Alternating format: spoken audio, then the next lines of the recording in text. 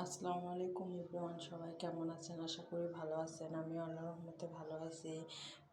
এই তো আজকে রান্না করতেছিলাম, রান্না করতে করতে চিন্তা করলাম সবগুলো রান্না প্রায় হয়েই গেছে। আর ভাবলাম যে এই রান্নাটা আপনাদের সাথে একটু শেয়ার করি, তাই আর কি। এই তো আমি এখানে আলু কুচি করে নিয়েছি অল্প একটু, আর বেশি করে পেঁয়াজ দিয়েছি, কাঁচামরিচ, হলুদ, লবণ, মরিচ, হলুদ, লবণ, আবার গুঁড়া মরিচ, একটু আদা রসুন বাটা দিয়ে দিয়েছি। এটা সব দিয়ে ভালো করে হাতে মেখে নিব। এইটা একটা বড় মাছের চচ্চড়ি। এই রান্নাটা অনেক অনেক ভালো লাগে। আর এটা মাছ কোনো ভেজে দিব না, কাঁচা মাছ দেবো। কাঁচা মাছের তরকারিটা আমার কাছে অনেক ভালো লাগে, কিন্তু আমার পরিবারের কেউ খায় না, শুধু আমি একাই খাই। কারণ ভাজা মাছ ছাড়া ওরা খায় না, আর মেয়েটা একটু একটু খায়। তো এই তো আমি মাছগুলো দিয়ে ভালো করে একটু মেখে নেব। মেখে নিয়ে তারপর এটার সাথে টমেটো অ্যাড করে দিব।